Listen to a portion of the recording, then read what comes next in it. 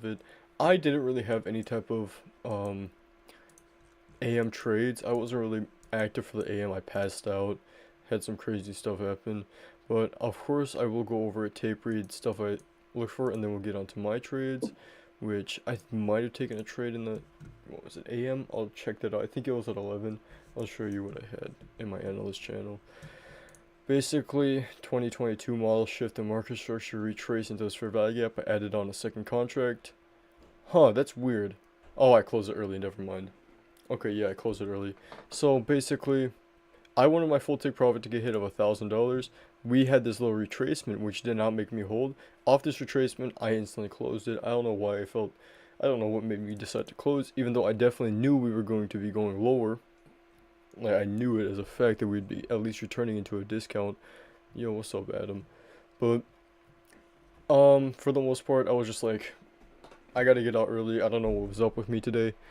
I passed out, so my mind wasn't really in the right place. I've been feeling weird recently, but, I mean, here we go, 2022 model, right back down to the discount of the range. That's the minimum of what I want to see for a retracement.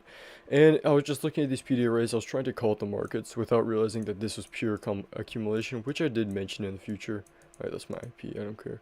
But this is what we were trying to trade. This is what we were looking at. This is what we were trying to trade. This was not good at all. We should have known, and we did know, actually. That's why we didn't take any trades, and we raided some Discord server instead of taking a trade, because this was pure accumulation. So, let's look for the silver bullet. This isn't today, is it? It is today. Today is Monday. Is it? Today is Monday, okay. So, it just confused me because this looks like almost the exact same thing that we had yesterday. So, I mean, of course, premium discount. We always want to draw premium discount. Of course, we could use these two ranges. I know some people get mixed up, be like, but the first fair value gap we tap into, this one is not inside of the premium. Or, I mean, the discount. We can't take a trade off this. What if you want to use this? It would be, but this is already way too low probability. You're already on the 1 minute chart. Use the bigger swing lows and swing highs. And where are we already heading for the day? We're already pushing lower. Why would we want to fight the trend? Okay. So, mark out our external range liquidity. Yeah, this is external. And when we retrace into a discount, what is this? I mean, someone could have taken this one. My eyes would personally be fixated on this one, mainly because, what was it? Was this order block tapped into? I wouldn't really say this is a high probability order block, because usually if there's a fair value gap right here, we would call this a high probability one, and we'd use the wicks. But that's basically just how ICT describes it. But order block right here, you could call this a high probability. Me personally though, and what ICT recommends, use the wicks whenever there's a fair value gap. And use the bodies whenever there is no fair value gap and only wicks. So just keep that in mind. Okay, so we also form this high. This is inducement. We generate liquidity. We have a false run lower. We retrace back into the discount one more time. Run up higher, tap into the fair value gap, and this is our silver bullet right here. I don't know what most people's risk management would be. I gotta see if anyone took this.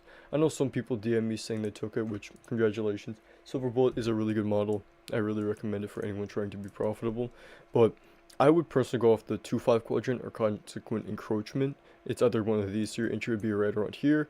And stop. If this high is 15 handles, no, it's not. I would not have a stop loss this big. I'm sorry. So I usually go mean threshold of the order block, top of the order block, somewhere around here. But usually some people just go with a fixed 15 handle stop loss and just drag it down off the reaction. I would probably go with 12 if I sell this order block or stay within this order block. That's just the way I've always been. Look through all my prior recaps. And of course we target out this low.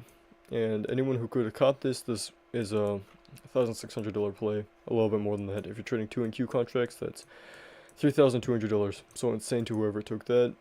But I remember the kit. Oh yeah, he did take it. I forgot. He made 1.5k on his eval. Hold up. Let me see this. I want to see if I can find the picture. I don't think I'm going to find it. Oh, I found it. He made 1.5k. This is his first eval. He made 1.5k on it. So congratulations. Okay. And, market maker buy model. Yeah, my bad. So we run through this low, and obviously when we run above this high, closing above, or if we can form a change in state of delivery on the higher time frame, 2 minute, 3 minute, scale through here and look for any type of higher time frame order block that we tap into right after the sweep of this low, which I would have to look for one. Hold on, I'll look for the 2 minute to see if I can find you guys a cleaner example of what I'd like to be looking for. But imagine we have a massive order block right here, and we have a sweep. We want to be using like the first order block off the sweep if it's just a massive displacement leg lower. So for example, if this is bigger and we retrace down into here, we want to see this get respected for change in state of delivery. We obviously didn't do that, but this is not really something I would have predicted for an entry or looked for in general. I would have just wanted to see this retrace into discount and continue pushing up, because seeing this type of price action, I would have anticipated low resistance liquidity. Oh yeah, what's up, Cobra? But if I'm anticipating low resistance liquidity as we head throughout this entire day, I would be expecting a lot of displacement lower, which would have made me cautious. And we can go into the PM session too, which, what was it, Kashi? He caught good shorts, we both were in on it. I closed break even basically. So I'm going to show you guys the short that Kashi took, which I think this silver bullet was probably the only good play of the day. Considering it's Monday, of course you want to de-risk, you don't want to risk as much capital, you want to be extremely cautious with what you do and what type of stuff you're trading. So Kashi, 5-minute fair value gap right here, tapped into it, that was his entry. Which it's absolutely crazy when you look at it right here, because it was consequent encroachment respected on the 1 minute. And my entry, my personal entry, was right here off, what was it, the fair value gap. And if you want me to be more precise, I use the quadrants that I'm still testing out. I want to see how precise they can be, but I enter off this quadrant right here, long, and it got broke even. And Kashi, he got broken even too, and guess what happened? Because he got entry off the consequent encroachment, tagged them out, ran higher, and our take profits was right here. This is our take profit.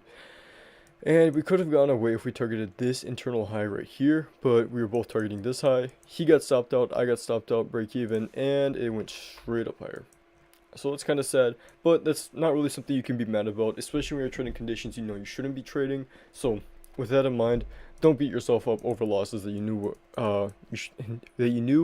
you were trading conditions that you weren't probable in, or it wasn't high probability conditions, and you decided to trade anyways. You're responsible, and being able to get break even, that's lucky.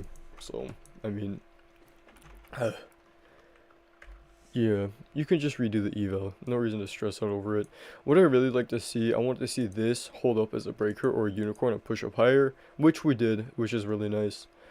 I'm still contemplating whether to use the bodies or the wicks again for my order blocks or my breakers, because I usually, back then, before fearing came in, I used to always use this entire move right here. I just use this entire range, call it my breaker, and I just traded off that. But now that fearing's here, it's kind of changed up. It kind of changed my perspective on things. But yeah, as you saw, I mean, let's go back into my trade one more time. I saw just a clean, I don't know what's wrong with me right now. Hold up. I gotta refind it. I'm sorry about that. I'll find it again. I should be good to live trade tomorrow. It's just today was a kind of long day. Where did this happen? What? Hold up. Okay, it happened at 104. It took it. I thought I took it in the AM session. I didn't realize. Okay, at 104, this right here. This was my setup. This is my short into discount. Which this is the discount right here. A little bit in between this line right here. So this is our discount. Yeah, that sucks. I mean, taking L, we knew we shouldn't be trading today, which is the first thing. Of course, we had a red folder occasion at 10, but that wasn't really anything we should be trading, especially in a week like today. And also, you guys, there's early close at 12 on Wednesday for people trading Top Step, and on July 4th, there's going to be no trading. So, keep that in mind. Yeah, go over my daily bias. How I determine bias, I'll go over that real quick. But I mean, currently, I always like to go off the model, because, okay, I gotta wake myself up, give me a second. I'm gonna drink some water, and we're gonna go in depth. We're gonna go crazy. Alright, I'm locked in. So, the way I find my bias, I essentially look for whatever buy program we're in, or sell program that we're in, market maker buy or sell model, and we've currently been in a buy model, running out these lows and pushing up higher, shifting market structure ever since. And if you're thinking of ICT's weekly profiles, or overall the 90-minute cycles on the higher time frame, or the monthly power of 3, I always anticipate my Mondays to be full of accumulation, and that's exactly what I had. And since this is a buy model down here, we are automatically going to be bullish for the rest of the week, and that's something I know until we go past it. So what I can expect right now, or permit, is a retracement into at most OTE, or just a discount right down here, into any type of these PD arrays before I start becoming bearish. So, in the meantime, I'm expecting this buy model to hold, but we also want to look at all the higher time frames. What are we currently doing on the daily, the hourly? What PD arrays are we in? What are we respecting? And when we tie all that in together, we can look at this, we run through this low, we cleanly respect it, and tap into this fair value gap and instantly respect off higher. We can see how these PD arrays, these fair value gaps, these liquidity sweeps, these runs lower, it's helping us push up higher. So we have this clean daily draw on liquidity higher. And obviously after respecting something like this, retracing lower, we are almost ready for blast off to take out this high. And if we fail to take out that high and we do decide to respect this fair value gap, we need more confirmation until we're bearish. So the safest option is to look at the higher time frame, respect the overall trend because we don't want to fight the trend, and use our weekly profiles or our 90-minute higher time frame cycles when we can determine, because ICT has this whole thing of weekly cycles.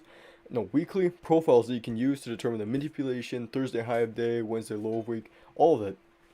And I sometimes use that. But overall, I think my favorite way of determining bias or being bullish or bearish on the day is just looking at where we're at, also with dealing ranges and the PD array matrix, which is something I'll get into in the future. But essentially all it really is using the high and low of the current dealing range that we're in, and we want to be looking for longs or shorts, whether we're above or below this equilibrium line, or we could decide if we're accumulating, because sometimes price makes a run higher, lower, and we accumulate around equilibrium to manipulate and then shoot off in the other direction, which that's something else I always like to look out for. But overall, we can see that in the discount of the dealing range, we have this fair value gap right here. And have we been respecting this? Yes, we have. So we can obviously anticipate a return into our premium. So that's exactly what we do. And if there's some fair value gaps, they still hold up too, they still hold true. But also keep in mind, we have internal lows and other draws on liquidity, like this for example. This fair value gaps like this, liquidity voids, whatever you guys want to call them, this is also a draw on liquidity if we're inside of the discount. So if we're down here, we form this low and we have this fair value gap, we're still in the discount, this is at 2 p.m, we can expect to take out this fair value gap within the next day, run up this high, at the very least filled up fully. And we could also be looking for an entry at the high of the dealing range from this one, because we could tap into this and shoot lower off of that to return into a discount. Yeah, sorry about that. I start deteriorating the more I talk. You gotta refresh yourself on the core content so you can anticipate what type of PD arrays that you want to form, what you don't want to form. But I think the best way to refresh my mind, I think it's just to continue studying. I've been putting out a ton of knowledge, backtesting more, just trying to push out more knowledge and project it, rather than absorbing it, which I think that's why my teaching is kind of bad at the moment. Sorry, Capo. But, I mean, hold up. Overall, yeah, I wish I could go more in depth. Let's go find, I don't use CBDR, intraday profiles. I was going to put all of them in here, but this is just something we don't really look for. Hold up.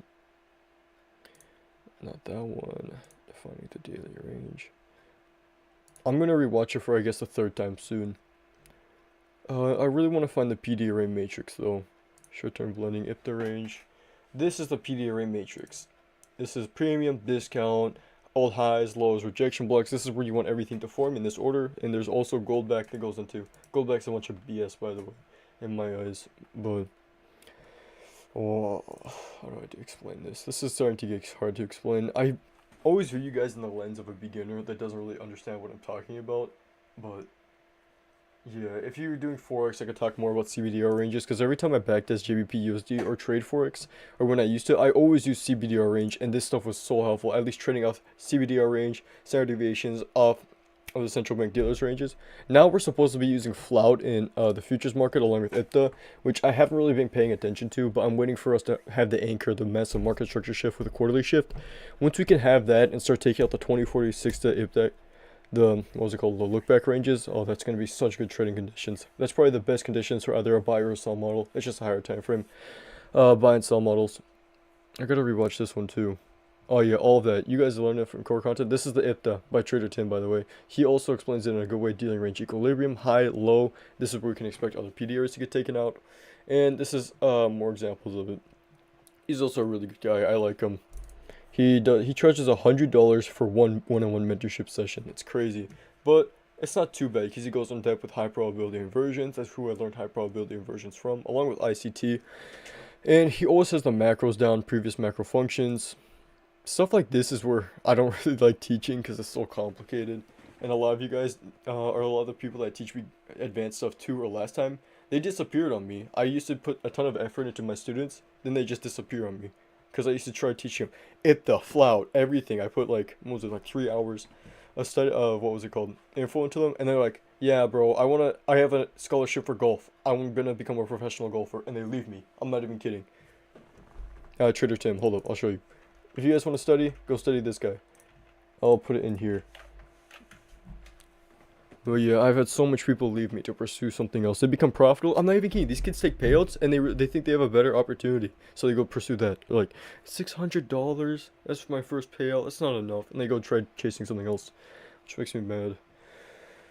Ooh, because I think I've taught this stuff at least maybe like 30 or 40 times, the same stuff over and over again, which I hope you guys are absorbing it.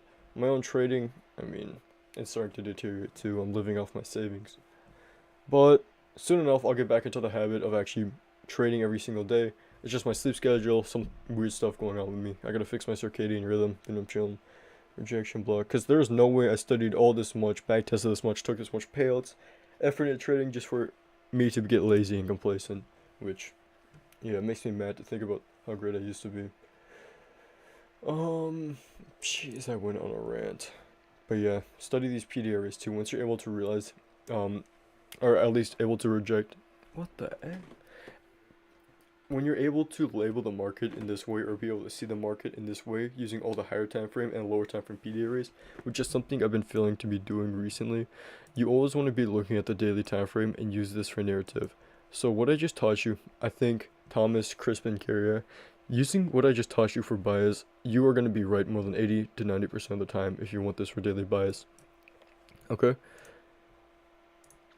Just always look at this, because this is also extremely helpful for whenever you want to be one of the better traders. Okay. And study a ton. If you can watch the core content yourself, rewatch it. I'm about to start my third rewatch once I completely finish the 2023 mentorship. So, oh yeah, this is him anticipating the profiles too. If you can mark out, or I used to be marking out when I was more serious about trading, the ranges and opens from midnight open, each midnight open to midnight open, and each New York Stock Exchange, mark out those highs and lows whenever I trade to determine power of 3. It's extremely helpful. Another guy that I liked. Hold up. I don't think there's much in here. These New York Stock Exchange, yeah. Some of them I get really mad in, but this is the weekly profiles I was talking about, where you can be expecting the manipulation, how to anticipate it. And once you can get all these in your head, I think you're going to be chill if you want to be more of a range trader, or be able to catch highs and lows, or just continuations. So, there's a lot of them. I really remember most of them, but some of them, they do remember it. Some of them try to anticipate it. I personally don't, though. Okay. Overall crash, break structure, retracement, filling, I didn't tilt. Uh-oh. Hold up, let's see what else I got in here. Oh yeah, every time I need to take a break, or every time something happened at school, I always put the timestamps in so I could always return to it, and I always did. So short-term trading conditions. This is how we determine what we want to trade off of. Ugh, I'm not going to teach this either for a while.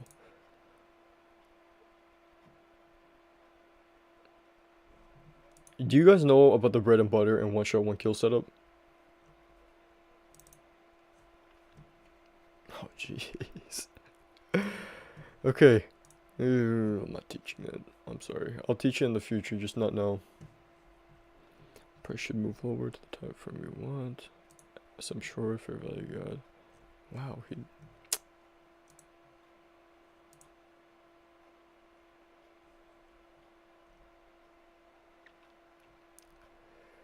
Uh-oh. I don't wanna expose my journal live, because I said some, I always say some out-of-pocket stuff back then. Okay.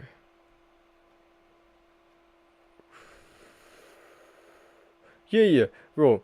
Gino! Bro, look who's in my chat. Look who's in my chat. Gino's in my chat. No way. Look. No, who remembers Gino? Gino, we have a whole new generation of people. I'm not even kidding. I think everyone that was here during the beef was gone. Jeez, though. And yet, 10K a month profit is 100% feasible. I know people that are doing that. I know kids that are doing that consistently. Me, personally, I've only had one 10K a month in my career. I've had close, like, 8 to 9K, but right now it's staying at 2 to 3K. This month, July 1st, I made nothing. But last month, I'll actually pull it up real quick. See how much I made. And I'll show you on the camera. If my app works, I'll show you. Okay. Nope, my tools are unavailable. Otherwise, I would show you. But I can actually look at my Revolut, which doesn't show my true income, but it's where I transfer most of my funds to. So at least the spendable income that I use, I will show you. Okay. Income. Let's see. For my Revolut, which isn't all of it, I think it's outside.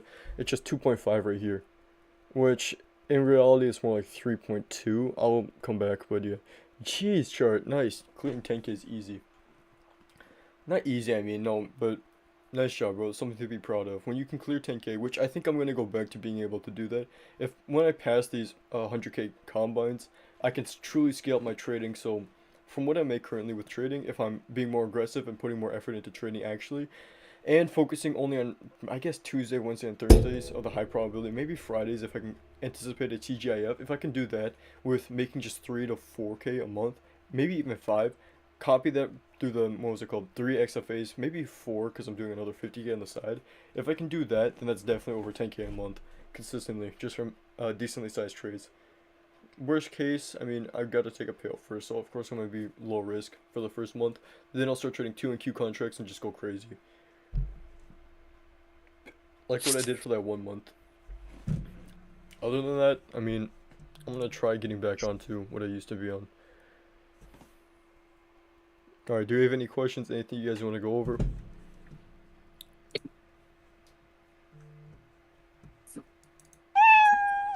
That's just it. TPOs? What's a TPO?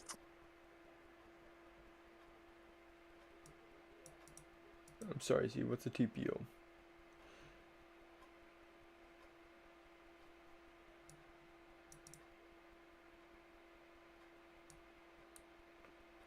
Oh, are you talking about the days indicator? Are you talking about, what was it called? This? Right down, oh shoot.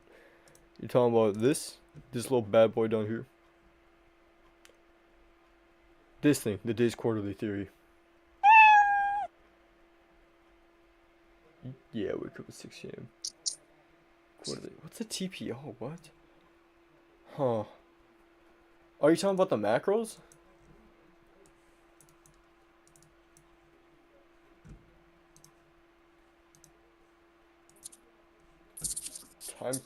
You had the indicator. Okay, hold up. The box is this one?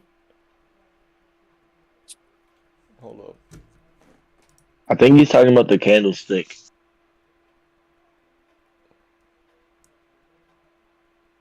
Oh shit, I could talk. I didn't even notice. Yo, TPOs, bro, the time price opportunity, where you can see the point of control.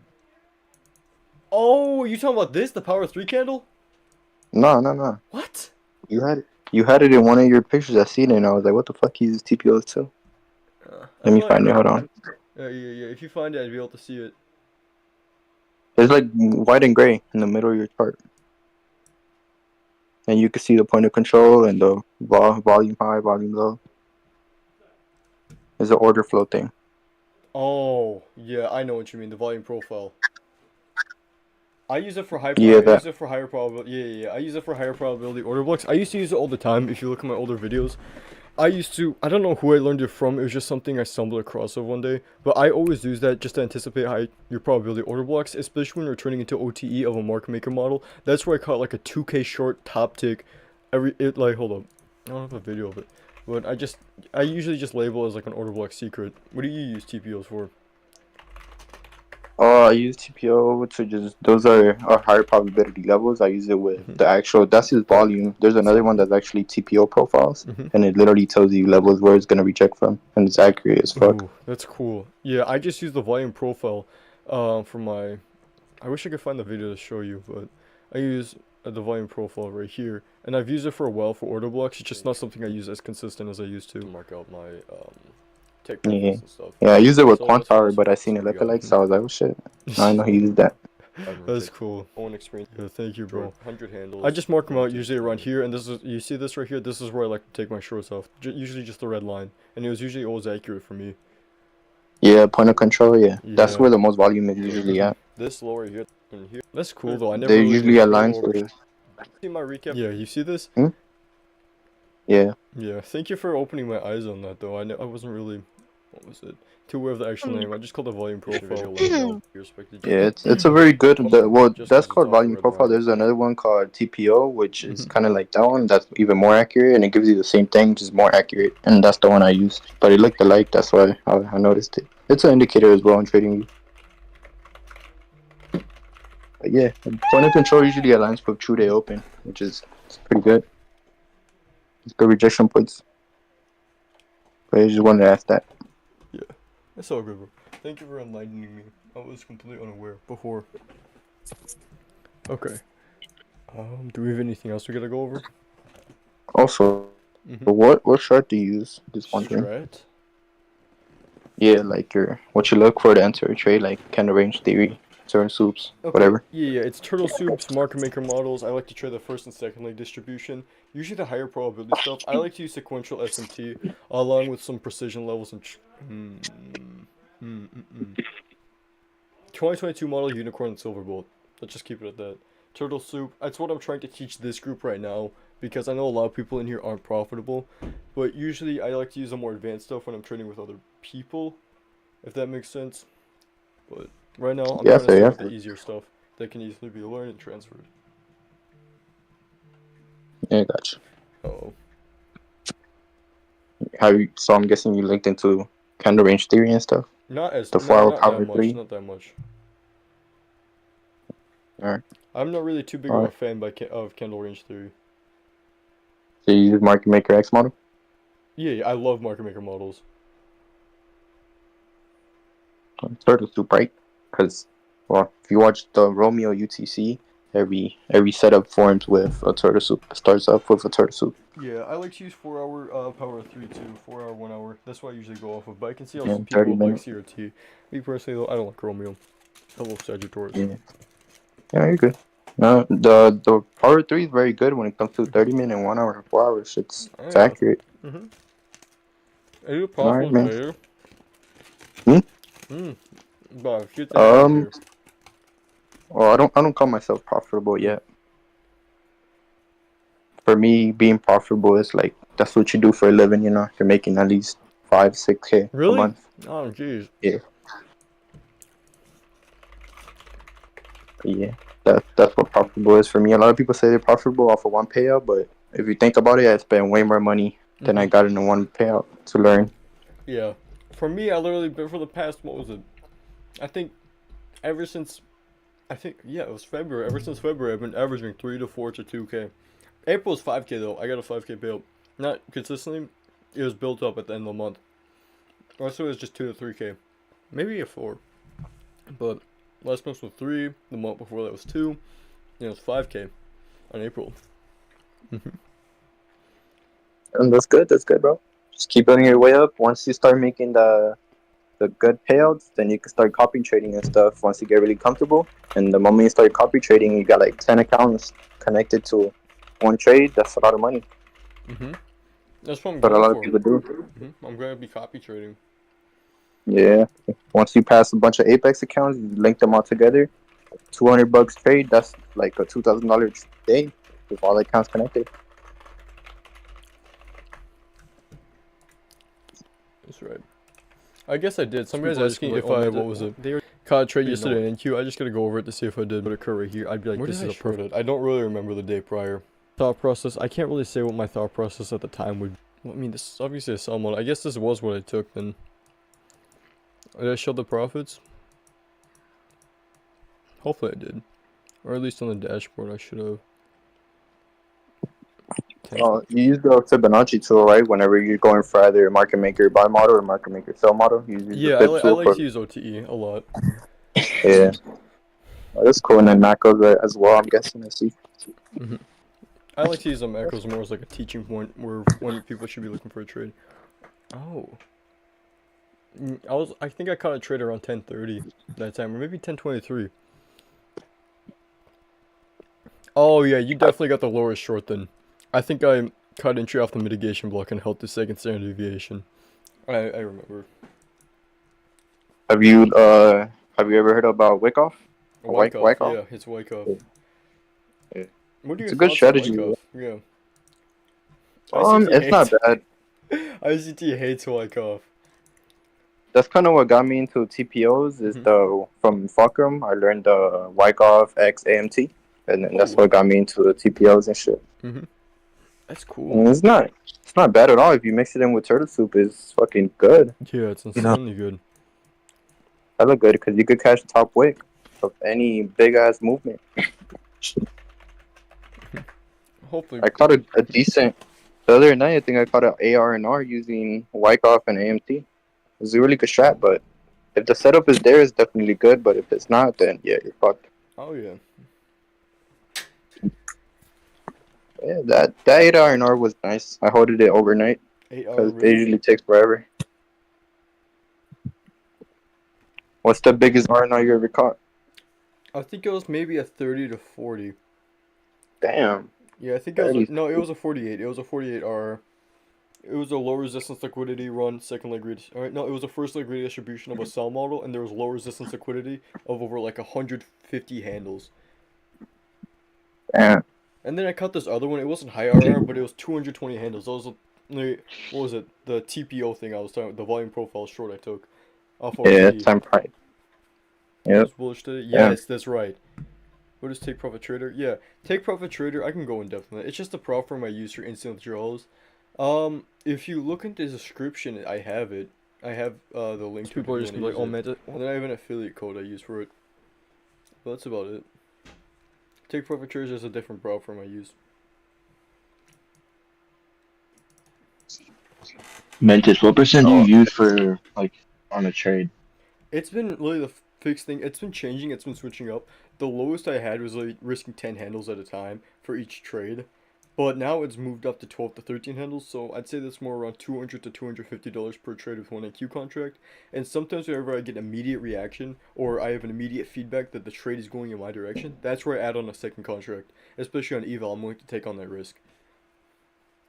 That's uh, something that's something I wouldn't really be doing on an actual funded until I build up a nice buffer. Other than that, it's usually just fixed 12-ish to 13-ish handle. What is the Discord? I got you, bro. I will put the invite if you want to. Oh, wait, take a trader on my Discord because I'll just drop the link to my Discord here. hey, last question, bro. Before I go, because I gotta do some stuff. Do you trade on your forex account or your futures? Futures. I don't only trade futures. I used to trade forex, with FTMO, but I passed phase 1 and I failed phase 2, so I Yeah, never really had a good history with it. it's called. What firm do you use? Oh, I used to use FTMO. Well, If you look at my background, hold up, I'll show you real quick. If I remove no, wallpaper, for futures, for futures. futures. Oh, take profit trader and top step. Mm. Yeah, Tots is good. You seen that new revamp on my funded futures? Yeah, I saw that. That's gonna be What do you think crazy. about it? Yeah, it's gonna be Yeah, crazy. I'm gonna see if I can build up. I'm gonna try getting an even better deal. I'm gonna tell them I'll be an affiliate for him. I was able to do that with a what was it, trade day back then, but I don't know if I'm able to get us a better deal. But if I can get us like $60 for a 50K no activation fee, I'll definitely start. What's it called? Promoting no, it. bro. You should. If you partner with them, they should give you free accounts. I'm Yeah, partnered no, with I them, am and I part. Yeah, get free you're. Are account. you in? Are you in that server? My funded futures partnership. Yeah, I'm Where partnered with them. They give me free accounts here and yeah, there. yeah. This one, right?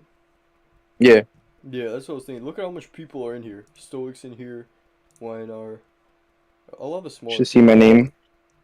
I'm somewhere in there. Somewhere there. I'll find you. I'm online, up Oh right yeah, there. there you are. We're in the same. Okay, that's cool. Boogienomics is in here too. I never really. I Yeah, forgot I was in the server. I got invited by YNR a while ago. yeah, YNR. I'm about to work with him actually because we're about to maybe revamp Trading Works again since it kind Wait, of trader, died bro. I haven't heard of trading because verse he in a has school and while. stuff. Yeah, I used to run it. I used to Yeah, run you it and with Addy them, missed. but Okay. Addy was so greedy. Wait, what happened with Addy? Yeah, he was so greedy, bro. Wait, what did Addy Apparently, do? right now he got a girl pregnant. What? Huh? Who's that? Yeah, No, Addy's a guy. It's a black guy. Don't worry. He Okay. used to You're be an safe analyst then. in here. I Oh, yeah, I think I yeah I know who you're used to talking work about. with him, What happened with him? and when they started up the mentorship and shit, I was supposed to get a cut of the mentorship, right? Because I was pretty much running that shit, and I never got paid. All I asked was for like $50. That's literally it. Nothing crazy, and over $50, he was greedy. Jeez, So I man. just left. I made my own shit. Good. Yep. And now YNR just kicked him out, Yeah, that's good. and he's But for me, You're cutting out. but But yeah, and then he that's got a crazy though. good pregnant shit. I don't know. You got it. Oh, Yeah, okay. He's messed up then. I think he's gonna be. I mean, he can yeah, either lock karma, in. bro. Yeah, karma got him. Are you planning on running a paid mentorship in the future? Like I said, I Oh, want to be really fucking profitable first before anything, cause you know people want reputation and shit. Cause I know I could start a mentorship right now, and then I'll have people join it, but it's not gonna be as much as when you're actually a good ass trader and really profitable. But yeah, definitely in the future. right. Have a good night.